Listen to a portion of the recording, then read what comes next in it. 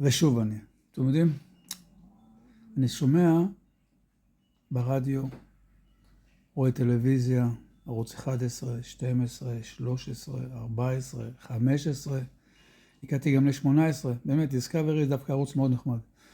אבל אני מקשיב לכל המומחים. דרך אגב, המומחים נמצאים בכל הערוצים, זה אותם מומחים.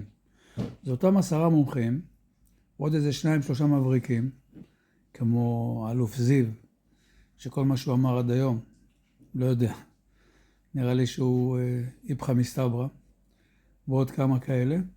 אבל בקיצור, כל אותם 10 מומחים שמסתובבים בכל הערוצים, לא יודע, הם מקבלים על זה כסף? אני גם רוצה לדבר, אז מה? גם אני פרופסור, אז מה? מותר לי להגיד כמה דברים. אם מקבלים על זה כסף, אז גם אני רוצה לקבל כסף. הנה, אפילו יש לי קרחת, וזה בסדר, זה מתאים, נכון? זה מראה שאני יותר רציני. אבל בואו נדבר קצת ברצינות. אני מקשיב לכם, ומה אני שם לב? שכולם, למה לא תוקפים את תשתית החשמל, תשתית הגז, תשתית הנפט? מה צריך בכלל להקשיב לטראמפ? הלו, הקודם אמר לנו don't. זה אמר, תראו חופשי. הוא לא נתן לנו פצצה, זה נתן לנו 40,000 פצצות. אנחנו עושים מה שאנחנו רוצים. אז אם אנחנו רוצים לפוצץ, נפוצץ. אבל אם אנחנו רוצים לפוצץ גם את העסקה ביחד עם טראמפ, זאת אומרת, את הקשר בינינו, אז זה לא טוב. רגע, אם אנחנו נקשיב לזיו, אז זה פתח צריך להיות. להגיד לטראמפ, don't, נעשה הסכם עם האיראנים, נעשה הסכם עם חיזבאללה, ומקסימום יפרו אותו, אז אנחנו נתקוף אותם. רגע. אם אנחנו נעשה הסכם והם יפרו אותו, כי אנחנו יודעים שהם יפרו אותו, ונתקוף אותם, אבל אנחנו תוקפים אותם כבר עכשיו. אז למה לחכות להסכם, ואז שהם יתעצמו, ואז לתקוף עוד פעם? אתם יודעים, לא הייתי סגור עם עצמי, אז התקשרתי לחבר שלי. יש לי חבר מאוד מקצועי, קוראים לו דוד. דיברתי עם דוד, דוד אמר, תקשיב אלי, חבל לך, עזוב, תקשיב למומחים, זה בסדר, אל תתייחס לאף מילה שהם אומרים, כי הם קשקשנים, אף אחד מהם לא יודע כלום, כל הפרשנים לא יודעים כלום, היחידים שיודעים מה קורה זה טראמפ, אולי נתניהו, אפילו רוביו אקסיט קוראים לו, פיט, שר המלחמה, גם הם לא סגורים מה הם יודעים. אז יש פה 2 אנשים שיודעים הכל, ולא מספרים לנו, או שמספרים לנו מה שהם רוצים.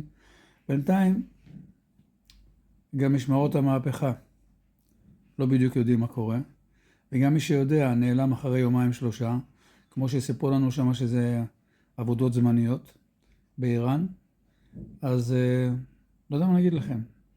בקיצור, מישהו סיפר לי שאת סרביה הכניעו אחרי 5 חודשים. סרביה. בלי הטילים, בלי הכוח העצום של האיראנים, 5 חודשים מהאוויר. ופה רוצים כבר שתוך 3-4 שבועות האיראנים יתמוטטו. האמת היא, אם זה תלוי בי, בלי חשבון. תשמידו להם תחנות הכוח, תשמידו להם את הגז, תשמידו להם את הנפט, תשמידו להם הכל. מה יהיה אחרי זה? לא יודע. אם פה לא ישנים טוב, גם ששם לא ישנו טוב. אבל לסיים את המלחמה ולהשאיר את השלטון הזה על כנו, שלטון הנאצי הזה, לא. זה אני לא מוכן. אני מוכן לשבת בממ"ד גם שנה אם צריך. אבל אני יודע שבסוף זה נגמר, לא בשבילי, בשביל הילדים, בשביל הנכדים, בשביל הדור הבא.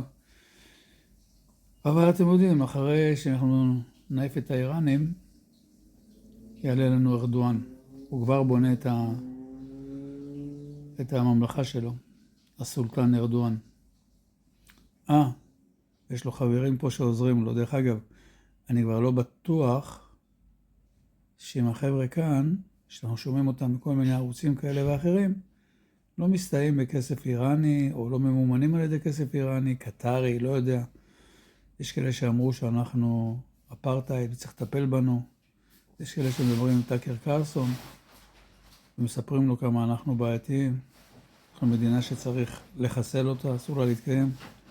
קיצור, כשאנחנו נהיה סגורים על עצמנו, נתחיל לתת עצות לטראמפ.